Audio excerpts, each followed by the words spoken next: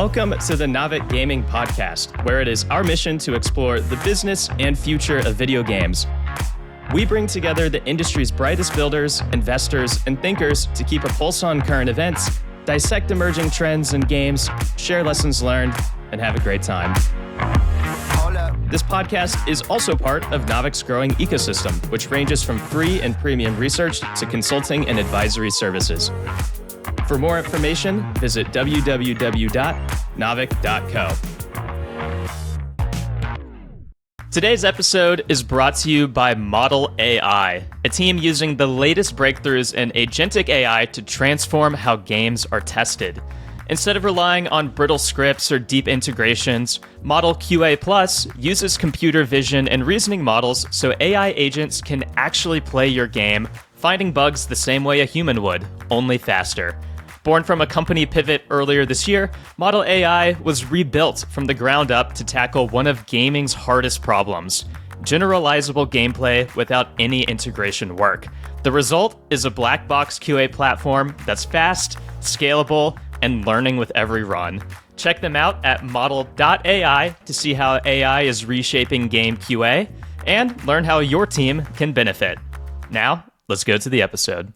Welcome to the Naavik Gaming Podcast. I'm your host, Kalie Moore. We've talked a lot on the podcast about how the games industry is changing, but we've talked a little bit less about how the media industry is also evolving and how that impacts how games are being covered. Most legacy outlets have downsized immensely. A lot have disappeared over the years, and journalists who've built their careers at major publications are now increasingly going independent, running their own newsletters with readers, well, at least some of them, who are paying directly for that content. Today's guest has a front row seat into this evolution. Stephen Totilo got us started at MTV's News as the first ever video game reporter, spent years as editor-in-chief at Kotaku, and then moved to Axios, where he built games coverage from scratch. And then when Axios decided that gaming wasn't in the budget, Stephen did something that would have been impossible a decade ago. He went independent. GameFile, which is his Substack, launched about a year and a half ago, I believe. A little over 2 years ago. A little more than that, but still pretty new. A little over 2 years ago, and has grown steadily since your launch. And today we're going to talk about what it actually looks and feels like to make that leap, how the power in media is shifting from institutions to individuals, what AI is doing to journalism and PR, and how this impacts the gaming industry, and what this means for people in the games industry who are trying to build relationships with journalists in 2026 and beyond. Stephen, welcome to the podcast. Thanks for having me, Kalie.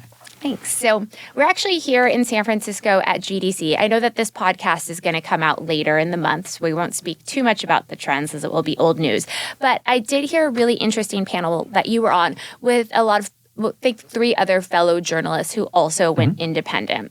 And I loved, you actually called your layoff from Axios the nicest layoff of all time. I think they gave you 4 months notice and some severance. So you had a little bit of runway to figure out what was next. But I imagine even with that runway, there had to have been a moment where the math got scary. I would really love to hear your thinking process of why you went independent at that time rather than going to another outlet. Sure, Kalie. I've been a journalist for over 20 years. The first reporting I think I ever did, I covered boxing when I was in high school. Oh, no way. I was just really interested in the sport. I was able to do an internship for a guy named Bert Sugar, had a typewriter, fedora, cigar. It was like total old school.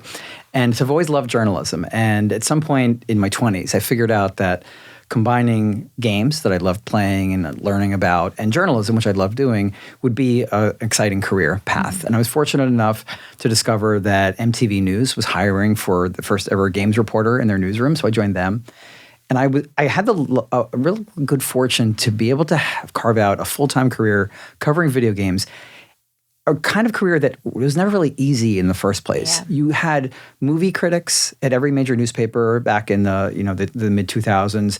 You had sports desks. So in addition to politics and some of the other more bigger beats, you would see full-time career pathways if you were interested in television, even if you were interested in covering the opera. The New York Times had multiple people covering opera. But if you were interested in covering video games, it's always been a challenge to find those spots in the mainstream. And then there, of course, were the enthusiast publications, which there still are, and you had magazines and you had websites. So initially, my career was mainstream, MTV News. Then I decided that I would like more gamers to be reading my stuff directly. I joined Kotaku, and I was there for 11 years. I didn't like the way Kotaku was going after a while. Some private equity people bought us and were kind of running roughshod over the newsroom. So I pitched Axios about, would you guys be interested in having a newsletter? That was their main thing and still is, email newsletters that are sponsored. Would you be interested in having a video game coverage, video game industry newsletter? Initially, they said no. I kept trying, and eventually they said yes, which was great. They'd found a sponsor, so it made it an easier risk to take. And so that was great. And so I was able to leave my second major full-time games coverage job that those two had spanned 15 years or so. And it was great, and Axios was wonderful until it wasn't, until they decided, we don't know that our sales strategy around sponsored newsletters is working so well for some of our ancillary beats. Suddenly, they were no longer going to be in the business of having a sports newsletter, despite the fact that that was widely read. And the gaming newsletter, which also had good readership, same decision. And I thought, okay, I've been fortunate to have a career this long, but has my luck run out? So that was the first thing I thought about. Yeah. Maybe just like I got to spend almost 20 years covering video games full-time, did not have to jump ship into another career. As you know, a lot of games journalists go into public relations. Of course. That can be a more steady career for people. Others go into game development. I don't want to make games. I like writing about them and telling people about them. And so I thought maybe my time's up on this. But I didn't want it to be up. I loved it, and I felt like I've built up a index of sources and stories that I'm proud of telling, and many more stories that I still want to be able to tell. What do I do? Do I go and do I look for another Axios experience? Well, who's to say it wouldn't be great year one and then be done with it by year 3? Or do I do a thing I thought about even when I was at Kotaku, which is look at platforms like Substack that can allow you to have a direct relationship with readers? And I thought, okay, the last time I thought about that, I was the editor-in-chief of Kotaku. My byline was not as prominent because now I was more behind the scenes. It was my reporters who were better known. And I feared that I would not be able to draw in enough people for what I wanted to do. Axios, the best thing about it was that they let me be a reporter again. I wasn't managing anybody. My byline had been back out there for almost 3 years doing the gaming newsletter. And then I did the math. And basically what I needed to prove out was that if in year 1 I could get about 1,000 people to pay, I'd be in good shape. As you noted, I had the 4 months of severance from Axios, so that made year 1's targets a little easier to hit. I exceeded those targets in year 1. I got to discover really good news, which was that people will pay for journalism. Not 1 million people, but I only need 1,000 people. And so it went from being very scary, but having a certain amount of safety net. But I did feel like I was at a crossroads. Does this make sense? Is this an opportunity that, maybe like I've gotten the most out of? But thankfully, no. And I've been able to continue this journey. Well, congratulations. That's amazing also to do it all within your first year. I'm curious, because, yes, you're a reporter, right? Everyone I know reads your newsletter, but in a way, you're also an entrepreneur now. What does that split look like of what percentage of your time is spent reporting versus what percentage of your time is all the other kind of bullshit that also comes with running your own business? And did you ever want to be your own boss / entrepreneur? Is this just, I want to be a reporter, this is the best way to do it, and so therefore I'm now also an entrepreneur? It only dawned on me belatedly that I was basically launching a startup, right? Not only that, I'm launching a subscription service. So I'd covered Xbox Game Pass for years and, listened to their ups and downs with, or Apple Arcade, and looked at the ups and downs of how are they building up a library and how are they retaining subscribers, and you're hearing about this, they're not hitting their goals. And I'm like, wait, that's my business now as well. I'm having to convince people to pay monthly or pay annually and think about the trade-offs and think about what the content is and drawing in new people versus retention. So in some ways, it was interesting to suddenly realize that I was like a lot of the people that I was writing about. I'd never really aspired to do that. My father who's a clothing designer, had gone from working for large corporations to kind of running his own shop with a very small thing. So there's a little bit of family experience with kind of running your own business. So I'd seen a little bit of that. He had some advice to me about how to sort of launch it. I also had some peers who had already kind of been pushed off of whatever ships they were on in journalism. It's been an amazing learning process. Much of it while with me learning on the fly, like I discovered things that people have known for hundreds of years, like the power of a sale. And like, who would have thunk it that when you tell people it's just a little bit less, it's only 20% less, suddenly all these people who weren't paying for the product will now pay for the product. And I'm like, the part of me is like, wait, really? Like $80 is that much more achievable than $100? Aren't they kind of the same amount of money? It's the mindset. Exactly. It's the I'm getting a deal thing. And it's, so I'm learning these very fundamental lessons of running a business, of running, selling a product.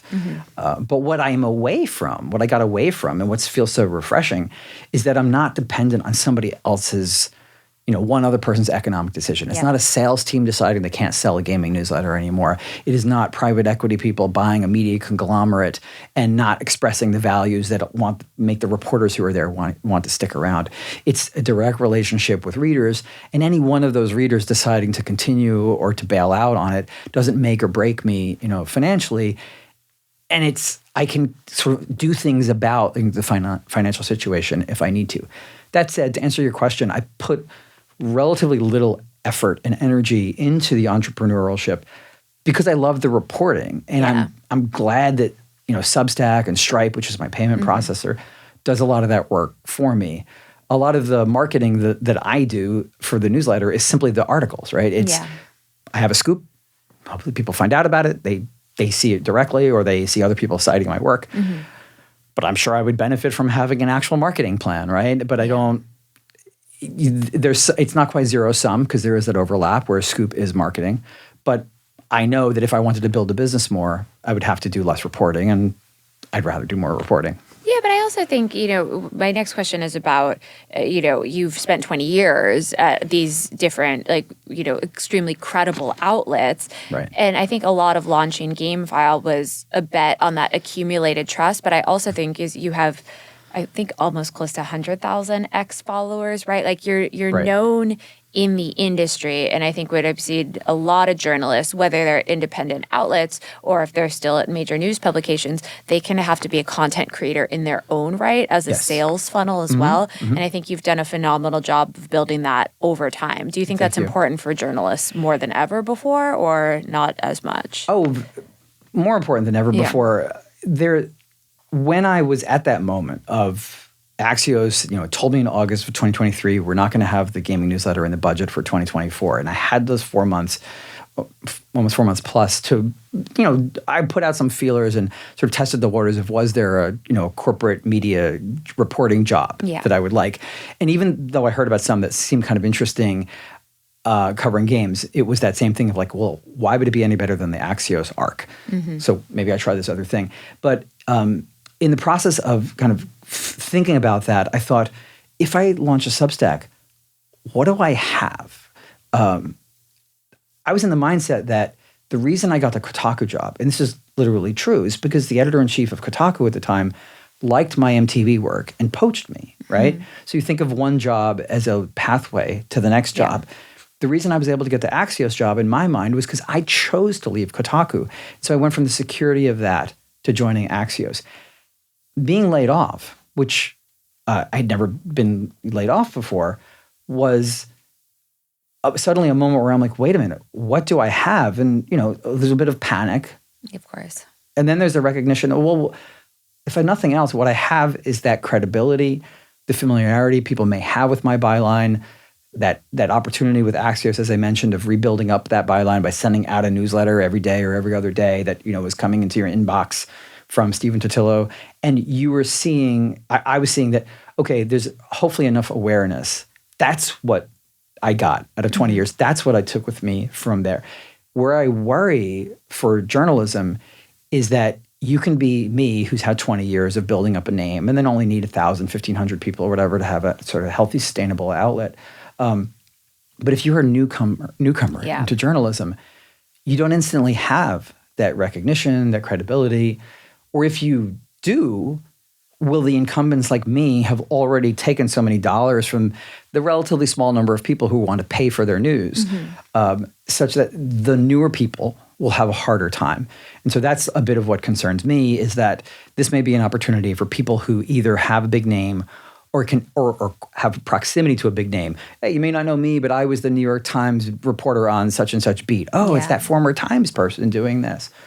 It's harder if you're just trying to, start out. That was actually one of the things that surprised me the most about the session that you did at GDC. There were lots of questions after the panel and the session, and a lot of the questions were from kids just starting out. Yeah. And I think it would be such I guess in the industry, it's not just games, it's not just media. It seems like such a different time, perhaps a scary time to be starting out, but I would say particularly in journalism. The one thing, and I'm kind of jumping from topic to topic here, the one thing that we see younger people doing quite well, for better or worse, is in the creator economy, right?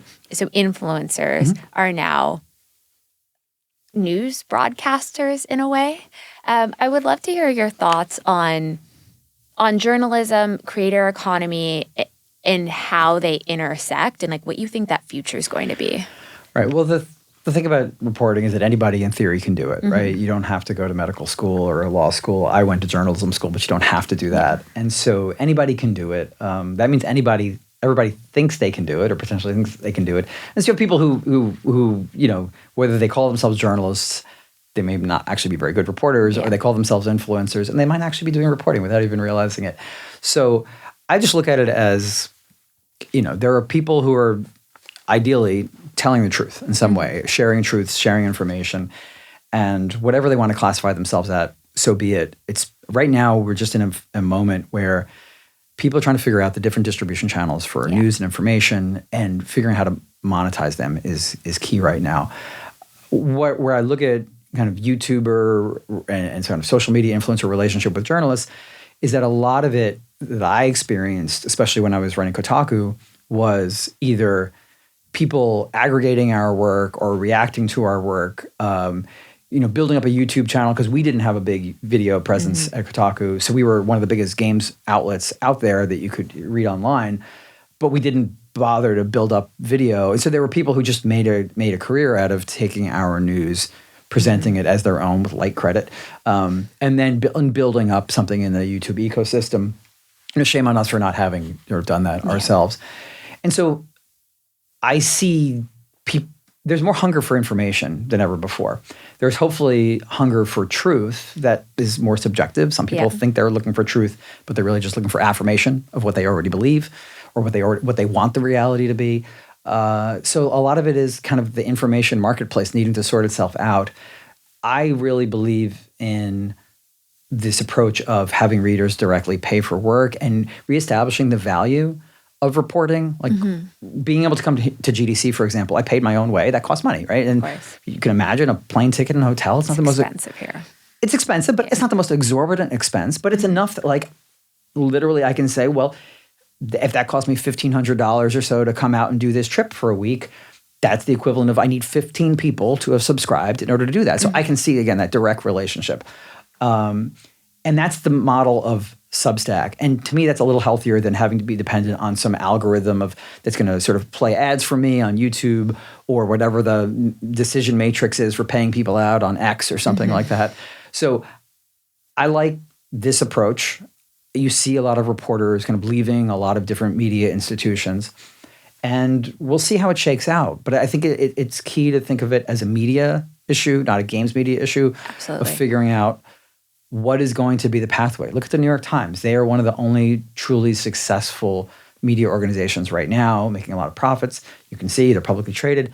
But of course, we also know that the subscribers that they attract are not strictly because of their news. Their reporting is very good and high quality in a lot of regards, but it's Wordle and the subscriptions to Spelling Bee and the games, and it's the cooking, it's the recipes. It's it's the recipe app. I pay for that one too. Of course, right? And so the difference between the New York Times and the Washington Post is not necessarily even the quality of the journalism that the respective organizations have done over the last decade. It is, was the Post smart enough to build up these ancillary revenue streams that and they weren't. The Times figured things out better about how to diversify their income. So I don't know, maybe GameFile needs to have its own Wordle or something to accompany my reporting. I don't have the bandwidth to do that, or maybe we'll do recipes on the side or something. But it's so interesting to see people experiment, and I'm glad that there's a platform that I can sort of build. And part of what I'm testing is, okay, people clearly want to pay for my reporting. Mm-hmm. Is there a chance that I could turn this into something where I can bring in other people? I've had reporting teams in the past. Done a little bit with freelancers. Mm-hmm. And I honestly don't know how to go from where I am right now with a subscriber base that sustains me to a subscriber base that can sustain an entire other person. And do I wait until I'm close to there? Do I grow slowly? And, it's that learning to be an entrepreneur thing and figuring that out. Have you seen any Substacks that have, and not just within the gaming industry, just Substacks overall, that where almost an outlet has been built over time with multiple journalists that was usually you see it start. So you see like Barry Weiss leaves the New York Times and she starts the Free Press, and she has investment money from outside, which helps her, so it's not just bootstrapped from just subscribers. And instant outlet with editors and reporters and critics. Mehdi Hassan leaves MSNBC, formerly Al Jazeera. I think he was at as well. And he starts Zateo, left-wing political site. Instant staff because actually I don't know what kind of funding he got, but anybody who's on TV, it's like easy mode for Substack is being on TV, having been on TV and or covering politics, because there's so many people that want to pay for proximity to those personalities that they're familiar with, and then also people like to pay for like being told the politics that they already feel. So, finally, I'm gonna the one bastion of place that's gonna tell me how right I am about things being woke, or how right I am about MAGA being out of its mind. And so you can find your affirmation and receive it for $10 or $12 a month. So I see outlets that start as group outlets, and I see individuals like myself who go solo. I haven't seen anybody start as one and build up. Casey Newton at Platformer was doing something like that, and he brought on a second writer and had some expansion plans. And I think that because his second writer moved on to The Verge, I believe, Zoe, and so I don't know like where he's at. I haven't talked to him in a bit about whether or not he likes maybe being more smaller, or if he has sort of expansion goals in general. But a lot of it is dependent on, I think, what you think you can do in terms of drawing people in. I know that the value that I provide, I think, is strong for what I charge, given my experience and my ability to get stories, and I work very hard. But I also know that the value would be greatly improved if I had a second reporter, and I wouldn't charge any more. And it's that sort of entrepreneurial thing that I now have to think about in terms of sort of where to go. And I see some people exploring sponsorships and whether advertising has a role in independent journalism. The platforms themselves are sort of testing that, but Substack has not been that aggressive in putting advertising and like sort of making it easy to sell ads. So the folks that I know that are doing that kind of thing are kind of going out on their own and seeing if they can get find advertisers. So there's a lot of economic experimentation, which again gives me some feeling of affinity for the very people that I've covered, because for so long, what I've recognized that the games industry has been one of constant economic experimentation. From the arcade games that were all about how many quarters could they get out of you, to free-to-play games, to the business models around Facebook games back in the day, console games, you name it. All the direct-to-consumer stuff that's happening now with exactly. So I'm just like another node of economic experimentation, off in a gaming-related job myself. I have one more question about Substack specifically before we switch gears a little bit. So I know you know this, but to the people out there, I also am a PR person in my day job since I'm not at Navic full time. Won't hold that against you. Thank you. And in the beginning of the year, there's always the PR weeks that do like what are the trends in PR this year. And every single person's one of the top 3 trends was that we are pitching more niche media, which are Substacks. And part of that is there aren't as many journalists to pitch in legacy media. But I think another part of it is we've been able to see a lot more ROI with specific clients when you're in niche media, because maybe you only have a couple thousand readers, but these are 1,000 readers who care deeply about the games industry. Are you getting more pitches from companies and PR people now that you have your own independent Substack, or were you getting more when you were at Axios? I mean, I've gotten a lot for a long time. And just to be clear, by the way, on the numbers, to the extent that people care, my numbers are all public. I publish an annual report basically every January, so you can, and while GameFile is partially paywalled, the annual reports are free, so people can see. It's about 27,000 overall readers right now that are subscribers rather that get the newsletter, and then there's about between 1,400, a little over 1,400 who are paying directly for the work, which is just kind of a standard ratio. Okay. One edition is free every week, and then two have a paywall. So there's a little bit that's free, and then you pay to read the rest. And then it kind of spreads from there. Anybody can read it online. So there's in year one, I was very sure to make the numbers public. Just thought that the readers deserved to understand where their money was going. Yeah. But one of the things I worried about when I put the numbers out was what were the gatekeepers of the industry that I cover going to think, right? Having run Kotaku, which was, I think for a long time, the third largest English language gaming site behind IGN and GameSpot, in terms of like enthusiast press, as it's called, I was certainly cognizant of the fact that IGN could get a whole lot more access, opportunity, first look at games, what have you, than a Kotaku was going to get, because even though we were big, we were not IGN big, right?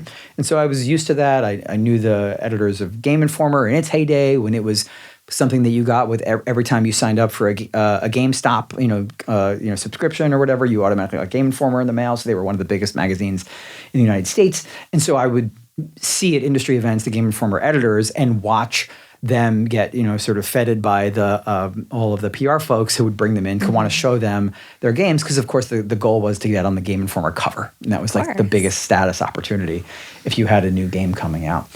Having started my career at MTV News, everybody wanted to be on MTV. They hoped that if I was going to do an interview, I was going to bring a camera crew. Most times I wasn't. Most of what I did was online, and video online wasn't as much a thing. This is the late 2000s. But I did do some on-air stuff. So very early in my career, PR folks saw opportunity in interacting with me.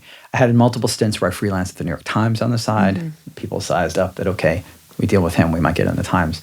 Kotaku was big, a bit more raucous and rowdy, so some people were a little afraid of us. But they recognized that we had credibility with readers, and so you had enough people who were sort of like would size up the risk versus the reward and would want to interact. Going to Axios, people recognized it as a startup, but I think they also saw opportunity in the rare instance of a new mainstream publication opening up. They actually cared about games and took it seriously, and so people wanted to seize that moment. So all of that made it so that when I went independent, it all kind of carried over. I didn't, with I think one company that I can think of that was an exception. Everybody else in the industry just treated me like I still mattered. My audience was going to be with me. It still mattered. The types of things that I was pitched, I think, had changed a little just from going from Kotaku, where it was assumed that it was like hardcore gamers reading, to when I was at Axios. And people noticed that I was covering more of the business. And so you would get more of the B2B kind of stuff. And we have a new, sort of game financing system, or we have, funding round for this startup. Are you interested in that? Stuff that Kotaku wouldn't have covered. So there was like kind of a medley of those at GameFile. I can't say that I feel like people have, for better or worse, GameFile is sort of like whatever I want it to be on any given day. So I think it's harder to pigeonhole exactly what my niche is, other than the niche is my adventures as a reporter, 20 years on the beat, and my instincts for what I think is interesting and worth knowing. But I still hear from, just about everybody. And if anything, I'm as at fault as any reporter is for not being able to keep up with my inbox of all the pitches that come in. Yeah.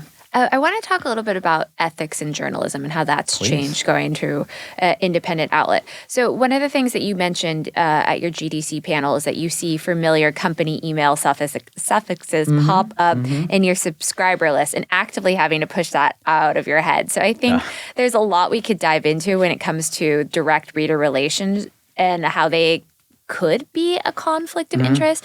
So I'd love to hear how you handle that, but also how that's changed since you've gone independent. Right. There's always some ethical pitfalls that you're facing as a journalist. And some of them I think are subtle enough that a lot of folks outside of media don't think about it. But there's there's getting a quote slightly wrong, but you think it's close enough, right? You don't go back and listen to the tape because you trust your notes, but you may have misphrased the person a bit. I think that's unethical. I think you should do your due diligence and check the quote. People get fired up about headlines, often not read articles. But and then you'll see a defensive like, well, the reporter doesn't choose the headline. Oh, there's a responsibility as a publication to make sure that the headline delivers, that the story delivers on what the headline promises, that you're not misleading the reader, and that also the headline is sort of true to the experience and not just done there to sensationalize or to debate people, although by design a headline is supposed to draw attention. There is the historical pressure of advertisers who are going to have a say or want to have a say on how their products are appearing or what their products are appearing next to in advertising, in media. And historically, at least, news organizations understand that conceptually there should be a firewall between the two. Some actually support that and erect that, and some, it's more porous. For me, as soon as I launched GameFile, Substack's whole thing is they want you to feel as good as possible about what's happening. So you look at your charts on Substack, by the way, and then you'll get your revenue, your estimated revenue, and they will take, if you sign up for a monthly, which is $10, they will say that my annual revenue just went up $120 because they optimistically think you're here for the year. So the number is big. If you sign up for a sale, so monthly is usually $100, but I'll put it on sale for like $80 at times. They won't, if you get an annual subscription on sale, they don't add $80, they add $100 again. Well, because eventually that person's going to convert over to the $100. So everything is very rosy. And so consistent with that is that because you put your email address in to have a Substack account and launch it, as soon as you start getting subscribers, you're getting alerts every time. And for me, who kind of was nervous and wanted some affirmation that I was getting subscribers, it was good. But it was also like, oh, I know who that is. I know who that is. Oh, I know this person in the industry is directly supporting me. He's directly paying me money. Phil Spencer he was public about it. He publicly commended me for for launching it. He's until recently the head of gaming at Xbox or Microsoft. And he publicly commended me for launching it. It's just part of this good guy Phil Spencer, rep that he has. He's a mensch. But I'm like, I appreciated it. He wrote a note, subscribers can write notes that other subscribers can see. And he's like, Stephen is one of the great journalists out there or something like that. It's that's all very nice. But I also now I knew that Phil Spencer was paying me, not paying somebody else. He was paying me for my journalism. And to think what does that do to my coverage of Phil Spencer in the future? Does that get in my head? Even if I say it's not going to get into my head, is it in the back of my mind? Is there a part of me that's going to think, oh, well, if I piss off Phil with what I write, that's $100 less of income. Thankfully, I'm able to say $100 less doesn't matter, right? I'm not so desperate in clawing this together. I had good momentum with subscribers from the get-go. But it was a whole new paradigm that I hadn't thought of.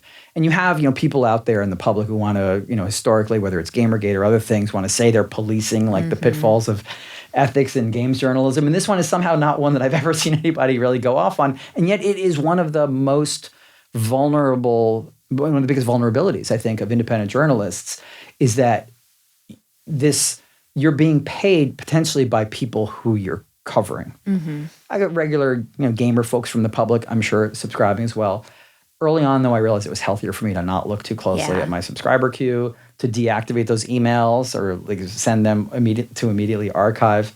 The funny thing, and I mentioned this at the GDC panel, was the experience not of seeing who in the C-suite was paying to subscribe.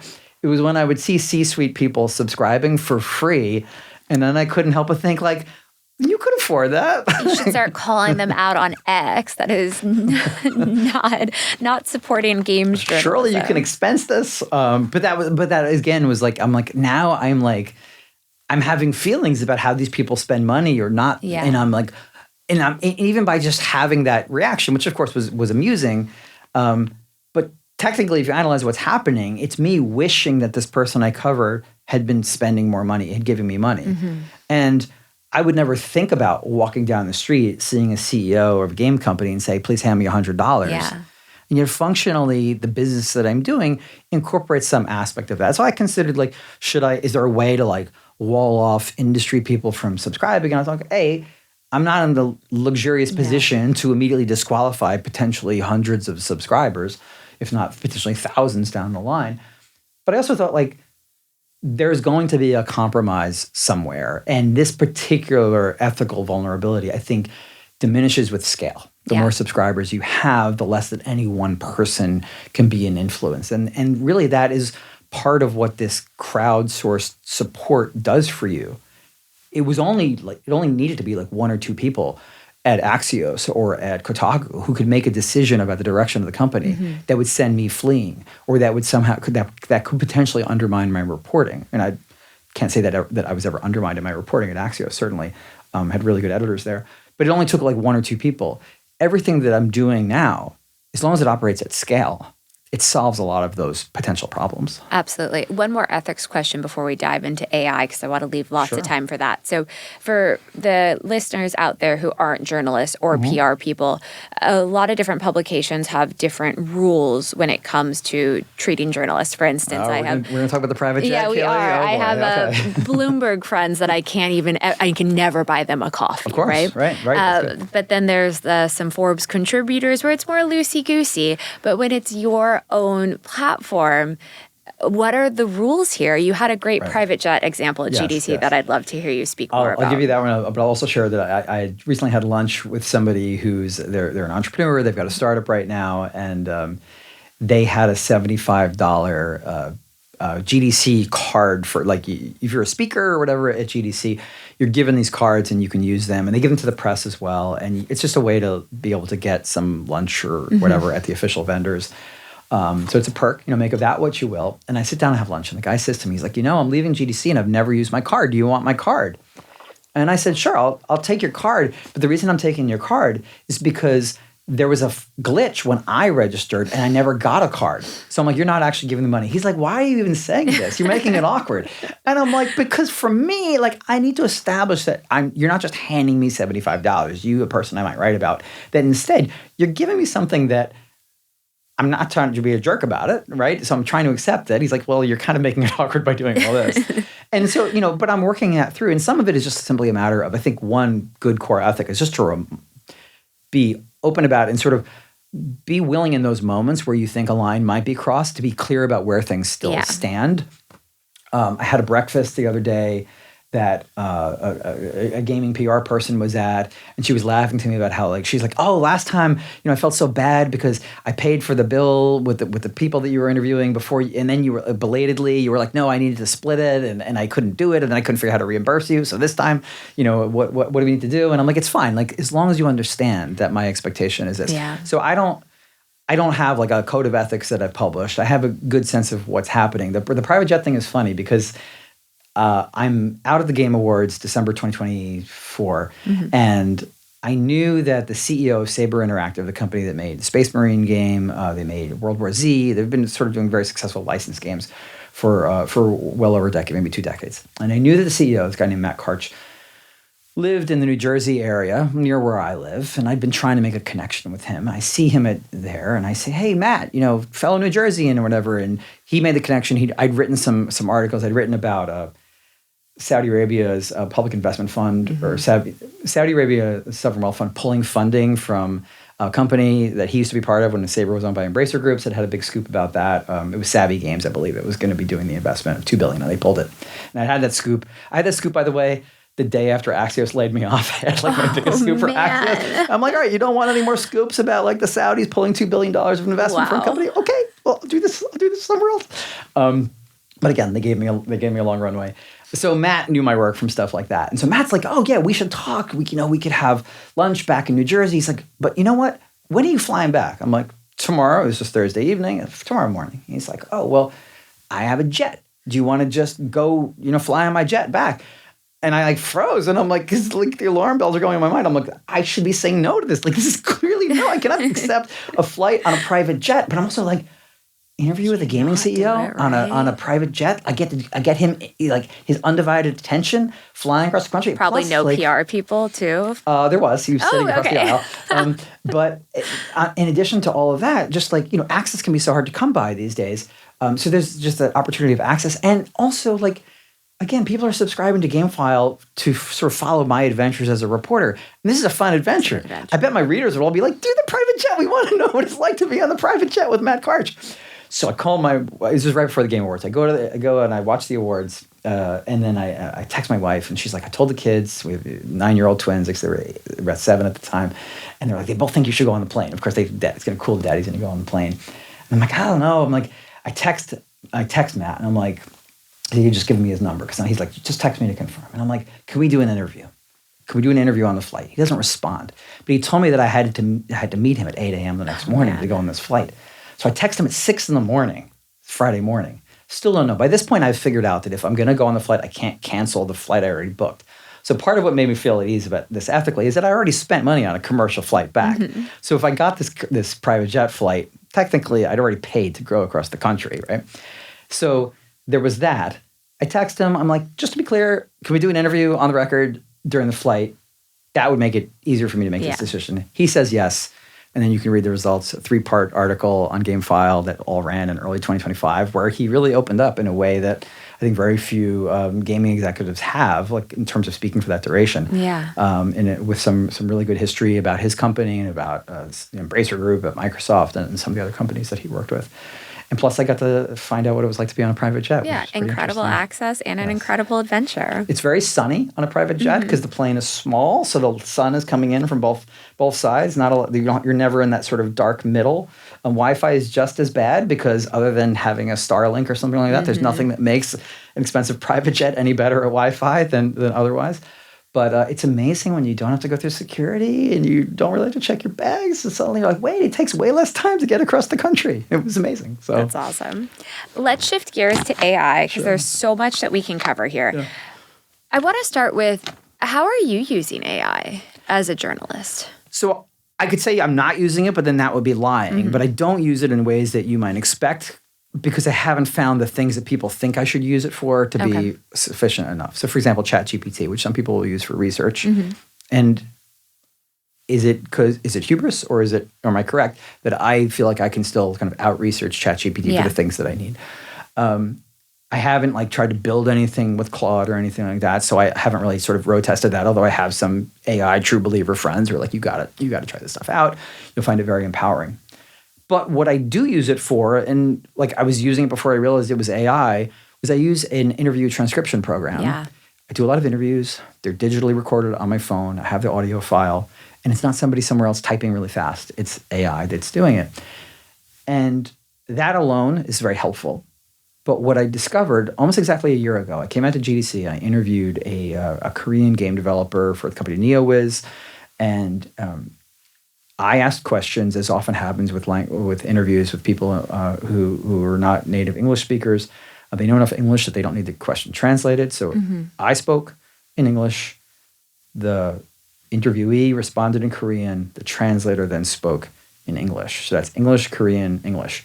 The transcript came back English, English, English, because what the service that I use was now doing was not just using AI to transcribe, but to translate. So it was I was reading my question, and I was confused at first. I'm like, why is the answer showing up twice in English? Oh, they've automatically translated what the developer said from Korean to English, and then I'm getting the English. And that, of course, then got me excited, because I thought, I'm finally going to know with these foreign language interviews, if the translator is truly telling me what the interviewee really said, or if the interviewee is annoyed and grumbling about the question and the translator is cleaning it up. So if you think about AI in part as an empowerment tool, something that can expand your capabilities, this certainly fits in that category. Because suddenly I had this ability. I did a story for GameFile last summer, so summer of 2025, where I'd gotten a heads up that Yves Guillemot, the CEO of Ubisoft, which is a French company headquartered in Paris, as I'm sure most people listening to this and watching this know, he'd been called in by French Parliament, by some of the communist senators. There's a lot of communists in the Senate in Paris, in France. He'd been called in because there had been kind of a national question about whether or not large corporations in France should still receive tax subsidies, because some of them that were receiving that had major layoffs. And so the question was, especially from these communist senators, is why are we giving you tax breaks, large corporations, if you're then hurting the people by laying them off? So they called in Ubisoft, and they called in Yves because he's the largest video game company and one of the great sort of recipients of tax credits. both in France and elsewhere. And so it's French senators interrogating a French CEO for an hour. You almost never see gaming CEOs called into government to testify for the government in any language, in any region, anywhere. So this fascinated me, and it was all in French. So I got the audio, knowing what I knew from a couple months prior with the Korean interview that I did. I did all the translation. I had some French-speaking sources, and I bounced some of it off them. But the result was an article that not just spoke about this event and described what happened in the interchange between the politicians and the CEO, but also through that, we learned a lot about how Ubisoft actually uses its tax credits, and it's this whole aspect of how that company's economics work. They go to a level of detail that otherwise was not discoverable anywhere. And so, before AI auto translation or transcription, there are other ways that I guess I could have done that. I could have hired somebody to translate it all for me. And, there is that push and pull of how much is AI kind of taking away from other people's labor, which I'm certainly sensitive to. But in this case, I'm like, this just would not have happened. This just would not have been written about. And instead, I was able to provide an insight into an aspect of gaming that none of my peers covered, maybe knew was even happening. That's what I'm trying to do with Game Files. I'm always trying to tell stories about things you didn't know were happening in gaming. I sort of envision my job is to fill out, if you sort of imagine a picture frame that covers all of what's in gaming, right? Most of it, there's no light on it. You can't see anything. Some areas are now illuminated quite effectively by the companies themselves through sort of corporate blogs and social media accounts. People can speak directly to customers in many ways, but there's still so much that is sort of like shrouded in darkness. And my job is, I think, to go look at the places that are not yet illuminated and say, what can I sort of light up here? What can I show that just helps people understand overall? So it can be a business story one day, it can be a culture the other day. And for me, the AI made that French gaming tax subsidy story, which also sounds very esoteric, but to go back to what you were saying previously about kind of niche publications, that was a niche story that really did well for me. I had the affirmation of seeing that when I have a scoop or a good story, I can see the subscribers who sign up just for that. And so I saw all that happen. And so that's definitely one of the sort of success story aspects of it. It's a great use case. Yeah. Okay, so one of the other things I did in San Francisco besides GDC is I went to Edelman, which is a big PR agency. They had an event with a lot of San Francisco AI reporters, and there was a lot of Q&A. And one reporter, I believe from Forbes, said that 99% of her pitches now are AI slop. And I have to say, on the Navic podcast, if you're planning on pitching, 99% of the podcasts I get are also AI generated. Or we listened to your last episode. It was great because of XYZ. Right. Are you seeing that too? Are you getting any more thoughtful pitches? I get thoughtful pitches. When I started opening GameFile up to freelance writers, I got a number of very suspicious freelance pitches. So I think these were people who were trying to scam getting freelance payments by being like fake journalists, just all doing it through AI. So, there is that. What I'm looking for when I'm emailed to pitches is an interesting story. And, I don't really care if you need AI to help you write that. That's fine. But things that things that read with very formulaic language, that act like something's important, but it's clearly not interesting to any human being on Earth. For better or worse, it didn't take AI to reach those depths. Fair. Bad pitches. Maybe just more of them. right, maybe more, right? Because people can operate again at scale in other ways. But so I see some of it, but I wouldn't say it's a huge problem on pace. So one of, I think, the most prevalent topics at GDC this year is AI, right? Sure. And how people are embracing AI, how game developers are embracing AI for better or worse. Yeah. I've only seen a couple of really interesting AI companies, though. I thought there would be more, and I wasn't on the full expo floor. Right, I think you mentioned that you saw one interesting AI company. I'd love to hear a little bit about that. I went to this talk by this company called EchoMark.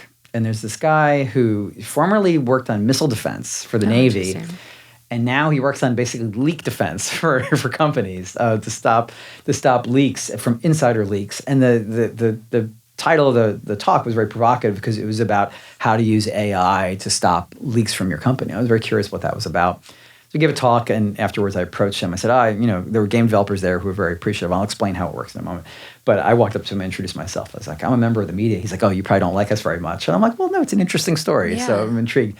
But I certainly in my day have written stories, or at Kotaku or whatever, had others, write stories under me that came from people leaking the name of a game or an email that had been sent by an executive, or art assets or something like that. And there's always a decision tree that you go through in terms of should this run or should this not run, as kind of just prurient interest for the readers and sensational interest. But it was interesting because they're branding what they're doing as using AI. And so what they'll do is they will, for example, say, if you use our service, the CEO can send an email to all employees, but we can run it through an AI that will create variations, phrasing variations, if you're okay with not the CEO's email not being verbatim. And so we will have variations, and so every single recipient will have unique phrasing in some way, and so you potentially can catch somebody. They had another example where they had a PDF of like a brief of a game, a couple paragraph summary. And so imagine this is an unannounced project yet, and they want to internally pass around what the proposal is of the game, or what the general pitch deck might be. And think of it as like fully justified text, right? So it goes from one edge to the other. Now, you've seen enough text like that sometimes there's weird wide spaces between words. Well, imagine that the AI, as he was promoting it, can change the spacing uniquely for each one. Wow. So every line is the same words, but the spacing, maybe the is a little over this way or a little over that way, because the words still always go to the sides, but they go a little bit more within, they move around a bit. And so he said that you can create unique mailings. And so when you think about one of the potentials for AI, which is to do things in large volume that no individual could do really by hand, they are pitching this idea that if you're a game company, and he says they work with the governments, they work with all sorts of major tech firms and other corporations. The service that they're selling is don't be damaged by internal leaks, be able to identify who's doing them, consider the strategy of telling your employees that you're doing this to maybe make them afraid. Don't tell your employees you're doing this, so that then you can catch people. But it's AI mixed with human behavior. And this was, I think, key to anything you think about related to AI. There's no such thing as effective AI use, I think, that excludes people. And so one of the things that he pointed out in his talk was that they can run an investigation, which is what they call it when they sort of run things through and they try to figure out, okay, who leaked this document? Did we have some sort of digital fingerprinting in some way? Well, it may tell you that it came from Kalie's computer, but does that mean that Kalie leaked it? It could mean that Stephen was looking over Kalie's shoulder and took a picture. And so, yes, it came from your computer, but it was me who was the leaker, right? And so he's like, the technology and the robot can only do so much. Yeah. So I thought that was really interesting because it was a good example of using AI in a way you wouldn't expect. I think people keep going to the same, it's going to make NPCs in games talk in more authentic ways. Well, I see that technology. It has its pros. It has its cons. I don't know. But wait a minute. This is interesting. Is a major gaming company going to shore up all their leaks by creating these things? That is really interesting. We'll make sure to link to that company in the show notes too. I can't vouch for them. I haven't used them. They are the enemy. So. Yeah, right. That have a direct impact on some of your stories. So last AI question for you is, I think maybe, actually, I was going to say maybe we've reached peak AI slop that I don't think anyone knows. But in a world with so much just crappy content, do you think people are going to be more willing to pay for long-form, high-quality journalism? Are you already seeing this, or is this just the hope for the future? People pay for GameFile, right? The numbers largely keep going up. I'm discovering seasonality, another thing to go back to being an entrepreneur. I'm learning, the numbers in January are often not as good as the numbers in December because people spend a lot in December. Augusts have been weird, but I've been running sales to counter that. So I'm learning a lot about that. But in the process, I'm finding that I'm able to convey the idea that there's value in human reported work. There might be somebody who figures out tomorrow how to show there's even greater value in AI augmented human reporting, and that outmaneuvers me, that makes me feel like, okay, what I'm trying to do doesn't really work. So I think remains to be seen. A lot of it is really in training your potential customer to see value in whatever it is that you're doing. The same way that a game developer is hoping that people see value in the game that they're making, or somebody who's got a startup and a new payment processing plan, a platform, or whatever else the endeavor might be. Right? It's just trying to convince people that there's value in what they're doing. I'm able to give a lot of it away for free through the free editions.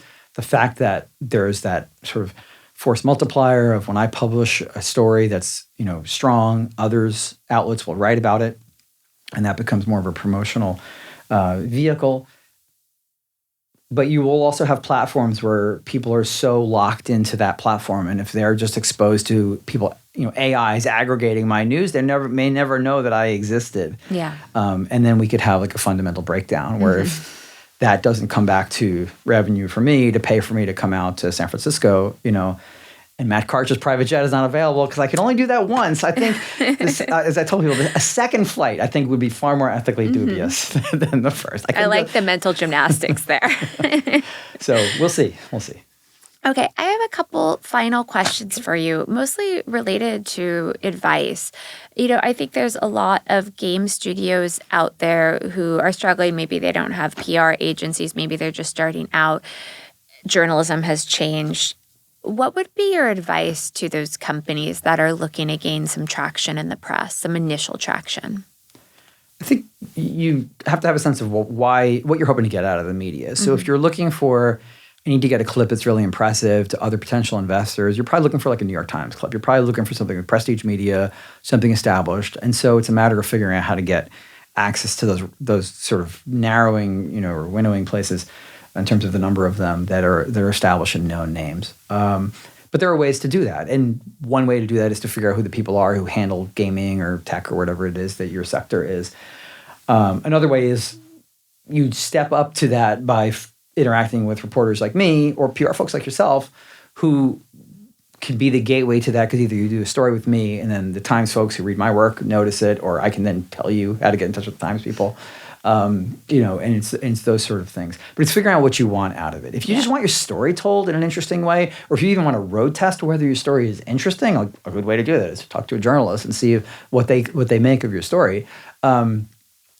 Maybe it's too risky because then they run a story that is boring and you're like, oh, my story was boring. And I only found that out when it was put out in front of the public.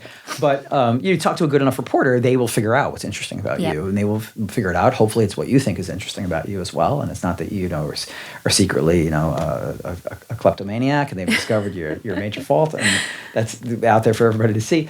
But it's sizing up, assessing what do you want out of the media, recognizing the risk and the reward. Right? So you are putting your story out there in front of other people. It is having a sense of who in the media makes sense to work with. And in this age of more and more independent journalists, it's less than ever a matter of thinking about the institution. What do I think of interacting with CNN or Fox News or the LA Times? It's what do I think of interacting with Stephen Totilo? What do I think of interacting with Casey Newton? Even please, if you recognize bylines at publications, two of my former Kotaku reporters, Jason Schreier and Cecilia D'Anastasio, both do excellent reporting at Bloomberg. And I would say you should go to them, not because they're Bloomberg reporters, but because of who they are and the track records they have in the reporting that they do. So it's educating yourself about that. And that's one case where I think PR folks can be very helpful in sort of showing people, okay, these are the reporters that actually would be the people worth your while to talk to. And these are not. It's like everything else these days, it's a discovery challenge. Yeah. You have an abundance of options, and how are you going to narrow it down? You have greater potential proximity to reporters like me because I'm directly available. I'm right there. You certainly don't need to subscribe to GameFile for me to give you the time of day. It's just if you email me, it's Stephen@gamefile.news, and you have an interesting pitch, then I'm interested. But it's knowing what you want. I was at the DICE Summit in February. I had a couple of people approach me who said, you were the only reporter who paid attention to me 10, 15 years ago, whatever. It was a slightly different scenario for each one. And that really helped me, in one case, gain confidence to keep doing it. In another case, it was to get my game recognized and to move on. So sometimes the interaction with the press may not have the immediate thing you're hoping for. And And sometimes you might say, it's still better for me to just communicate directly with the people. Yeah, going direct is a lot of value. What is the point of the reporter? But to me, I have an ability to tell your story in a way that might frame it in a way that you hadn't imagined, that may bring it to people in a different way than how you were already presenting it. So you already have one way of talking about your game, but now I'm talking about you as a person. And that creates a whole new angle from which people might be interested in what you're doing.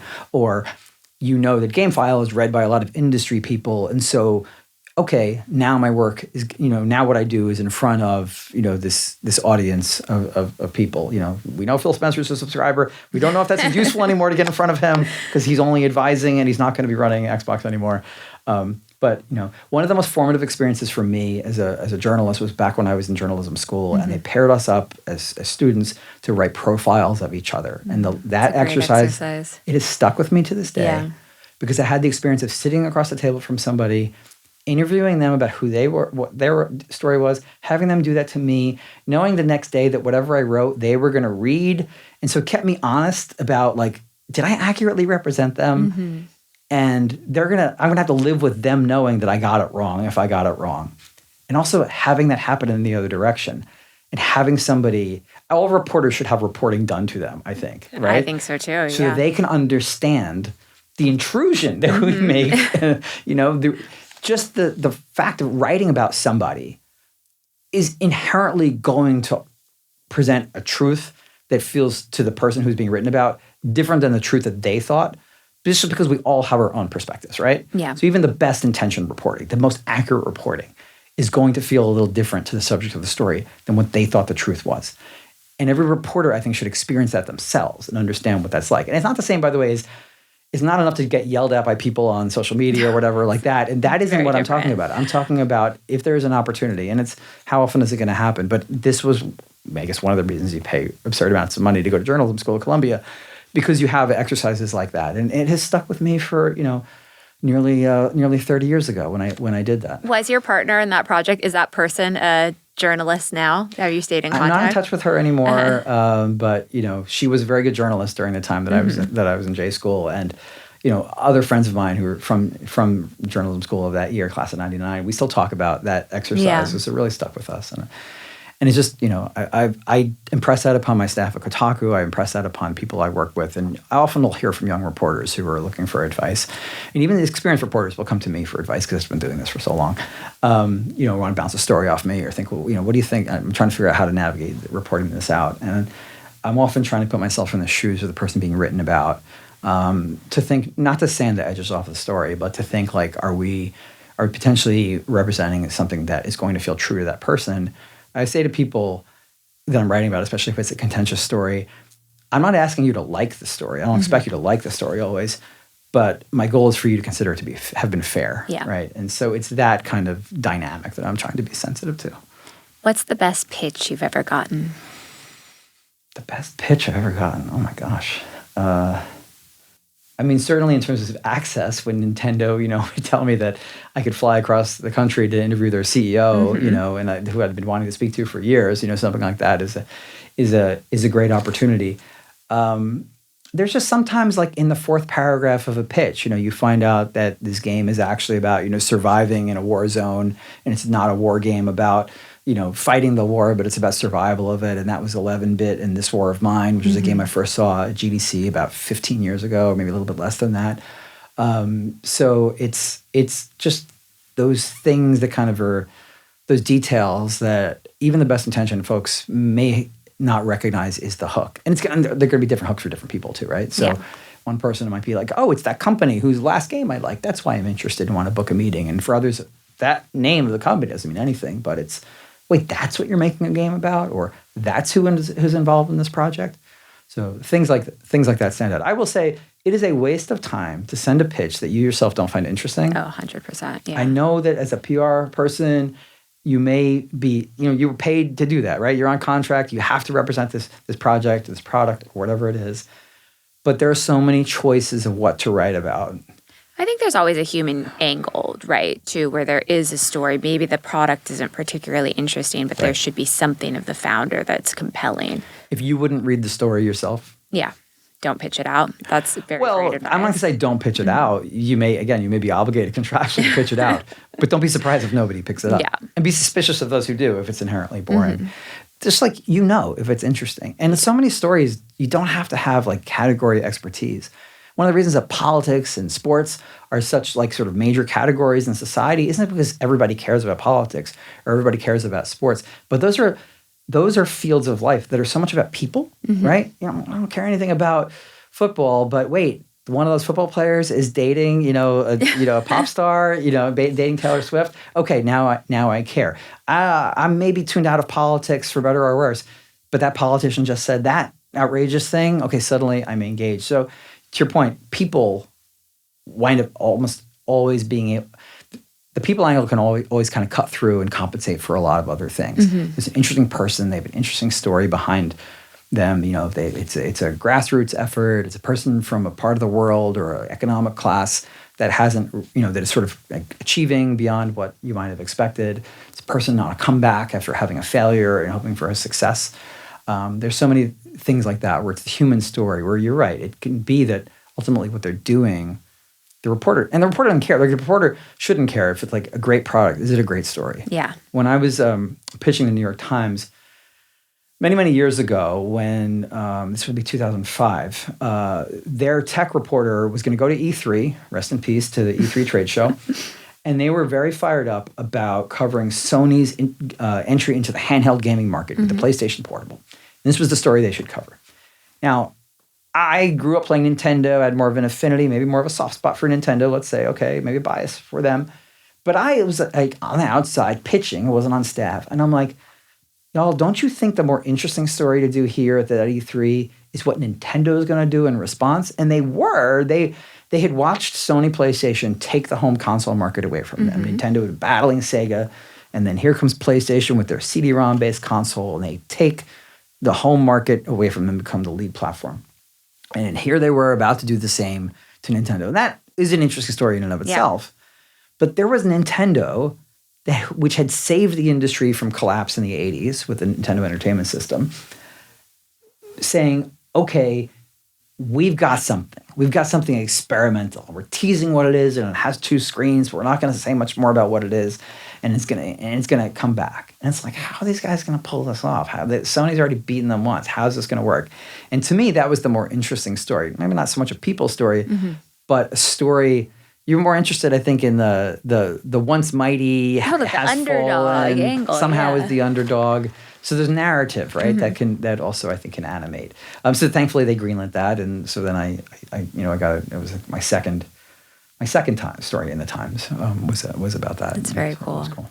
What's your favorite story that you've ever gotten to tell? A couple come to mind. One is there was a guy named Vile Rat who that's not his real name, and there was an attack on the U.S. Embassy in Libya during the Obama administration. And he was one of the 3 people who was killed.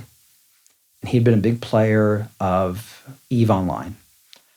And when he died, the players realized that Vile Rat had actually been a State Department official. He'd been known within the game. That EVE Online is known for being an MMO with a lot of diplomacy and skullduggery and cloak and dagger and betrayals. And people are in these virtual science fiction corporations and they spy on each other. And people discover that Vile Rat, who's one of the great diplomats within the game, had actually been a member of the State Department and that he'd been killed in this attack. And his widow opened up to me and was willing to do an interview and talk about him and his life story and how this game sort of impacted his life. And, this was the only interview she'd done about it. So that comes to mind as just something where I was really grateful that, a lot of the reporting that I do is about the trust that people put in me to tell their stories. So that one stands out. That was a Kotaku story. There's another story that I published on my birthday, or I found out about on my birthday. I don't remember which one it was. But I often think of it as like the best birthday gift I could ever get is a great story. And so a Tomb Raider game had come out, Shadow of the Tomb Raider. And this came out, I don't know, like a little less than a decade ago. and I'm watching the message boards. Because a lot of what's interesting, and I want to emphasize this, one of the things we learned at Kotaku, one of the big learnings was that so much of the media and games media is way too future focused, always covering what's next, not what's now. I wrote an editorial in 2014 called The Future of Video Game Coverage is the Present. Yeah. I felt like people were way too focused on hype, and that there's gaming communities that are doing interesting things. We're not talking about human stories, by the way, about games, about products. It's not just the human stories of the developers or the entrepreneurs. It's also of the customers. If a gaming community is doing something interesting, maybe even something a little out there, risque or whatever, but that can be compelling to readers. Oh, that's what these people are doing with this game, this product, this gadget. So I'm looking into the community of Shadow of the Tomb Raider. What are they up to? The game is just launched. And there's this thread where this person is like, I can't believe this thing happened at the end. And other people are responding like, what are you talking about? That's not what happened at the end. And it's like, and they're like, what are you talking about? This is what happened at the end. You get Lara Croft goes back to her manor and she opens up this letter from this character, this villain from like 3 games ago. And people are like, come on, that would be incredible if it happened, but it didn't happen. I'll eat my shoe. If that happened, the guy the next day, he writes back another message. He's like, I just went and I replayed the entire game so I could take a screenshot and show you this. And people are like, that's doctored or whatever. They don't believe him. They tell him he's wrong. And then one of the biggest skeptics in this thread shows back up. And they say, okay, I have a friend who lives on an island off the coast of Japan where the internet is very bad. And they have played through the same game. And they tell me you're correct. And that actually their version of the game ends with Lara Croft getting this letter. And they realize at that point that the game had secretly been patched. And what I realized as a reporter is that these people have accidentally discovered that the game shipped with the wrong ending.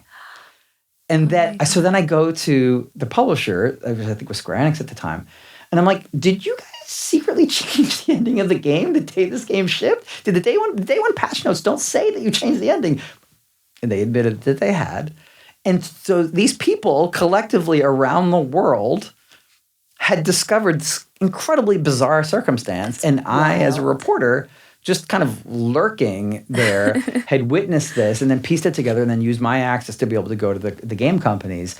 And just like, it's a good story. And that's the other thing. It's a story, right? Yeah. It's not just, I'm telling you about a thing. It is action. It is people discovering something, doubting something, the twist that happens with the person, on the island off the coast of Japan. And it's putting that all together into a story. And so that, I think, again, I discovered that on my birthday or I filed it on my birthday. And so I always think back to that story as, something where I'm like, hey, that was a nice birthday gift for myself.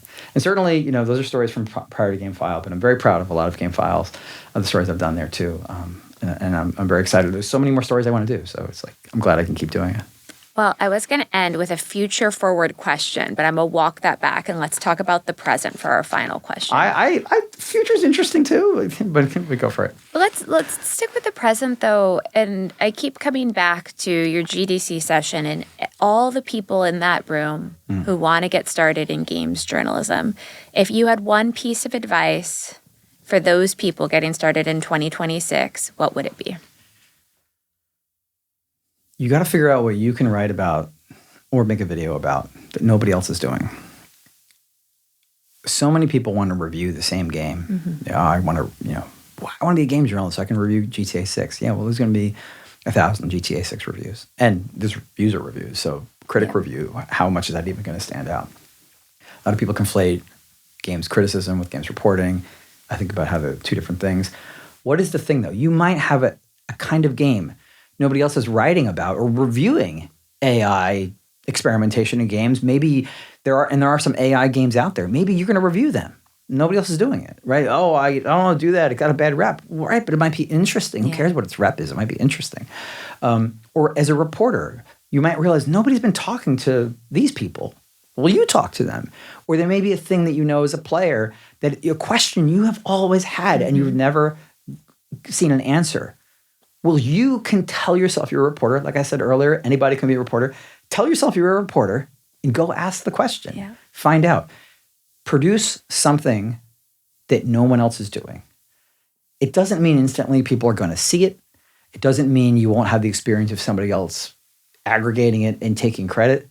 But the best path you can put yourself on is to be unique in your work, for it to stand out, and to trust your gut about what is interesting and not worry so much about what everybody else is doing. Thank you so much, Stephen, for taking your time out today to talk to us at the Navic Gaming Podcast. Everyone who's listening, please go subscribe to GameFile. We're going to link the website in our show notes. My pleasure. And as much as I hope people get something out of reading GameFile as a newsletter, you can also read it online. Also, I think the Navic newsletter is great. So I'm a happy subscriber to the Navic newsletter. And I think it's just great for people to be able to get so much more information about games. Awesome. Thank you so much. Thank you.